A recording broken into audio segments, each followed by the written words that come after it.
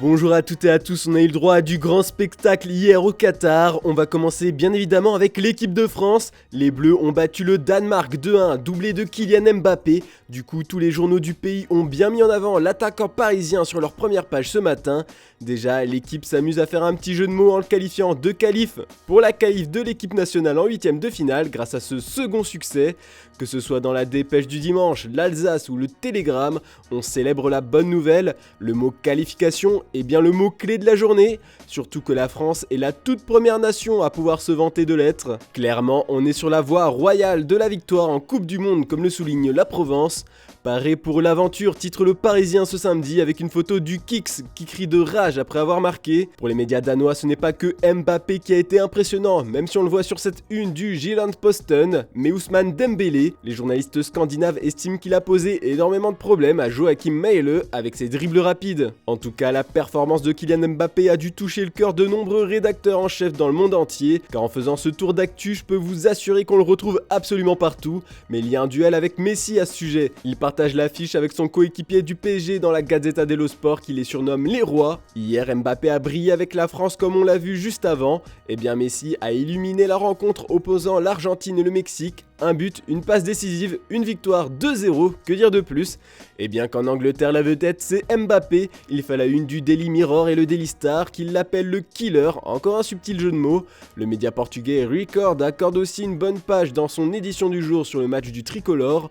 Par contre, dans le Corriere dello Sport, c'est bien Messi qui prend plus de place sur la première page. Il fait même le titre central du journal national espagnol El País ce matin. Pour le pays de l'Aurora, l'Argentine a fait preuve d'un grand mental pour relancer sa sélection dans ce mondial. Cet espoir donné par Messi aux Argentins, c'est aussi ce qui fait les gros titres dans son pays. Comme on peut le lire dans Clarín, c'est un triomphe pour retrouver l'espoir. Une défaite aurait signé l'élimination de l'Albiceleste.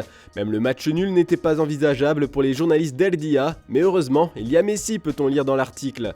L'équipe nationale attend maintenant avec impatience la Pologne, écrit El Littoral dans son édition du jour. Il faudra absolument remporter les 3 points contre l'équipe de Lewandowski, car une défaite ou un match nul pourrait les éliminer si l'Arabie Saoudite bat le Mexique par exemple. Mais oi, fait confiance à un homme, Messi, qui représente la joie d'un pays. D'ailleurs, il a rattrapé Diego Maradona en tant qu'Argentin avec le plus d'apparitions en Coupe du Monde et a également égalé les 8 buts marqués par Diego en Coupe du Monde. Ce n'est pas tout, avec 6 passes décisives en 5 participations, le natif de Rosario fait aussi bien que Pelé. Goat ou pas? Et pour être bien complet sur les derniers résultats en Coupe du Monde, la Tunisie a été battue par l'Australie sur le score de 1-0, une gifle pour le temps. On voit la déception des Aigles de Carthage et de leurs supporters dans les médias du pays. Ils ne sont pas officiellement éliminés, mais ils sont au bord du précipice. En Arabie Saoudite, on critique l'arbitrage du match opposant les Faucons à la Pologne. Pour les journalistes d'Arab News, c'était un match de catch. Et sur les premières pages des journaux ce matin, on peut voir les joueurs d'Hervé Renard à terre, émoussés par le choc. Mais le manager français aurait trouvé les mots pour relancer le moral de ses joueurs pour battre le Mexique. Bon, on va parler un peu mercato maintenant. On apprend ce matin en lisant The Manchester Evening News que Manchester City a trouvé un nouvel atout pour attirer Jude Bellingham dans ses filets. En fait, la star anglaise aimerait beaucoup être coachée un jour par Pep Guardiola. Ce dernier vient de signer un nouveau contrat avec les Sky Blues, ce qui assure donc à Bellingham qu'il sera bien sous les ordres de l'Espagnol pendant un bon moment s'il signe en faveur du club anglais. Puis on a des nouvelles du chômeur Cristiano Ronaldo. L'ex de Manchester United se serait vu offrir un pont en or par les Saoudiens d'Al Nasser, un contrat à plus de 200 millions d'euros sur 3 ans selon CBS. Les discussions seraient relativement bien avancées. Et on va terminer cette revue de presse avec l'hommage de tous les médias portugais à Fernando Gomes, meilleur buteur de l'histoire de Porto. L'ancien international portugais vainqueur de 2 souliers d'or dans les années 80 est mort samedi à l'âge de 66 ans des suites d'une longue maladie. On le voit dans ses belles années en première page d'Ojogo et Abola, qui le présentent comme un joueur éternel. En tout, l'avant-centre a marqué 420 buts, toutes compétitions confondues.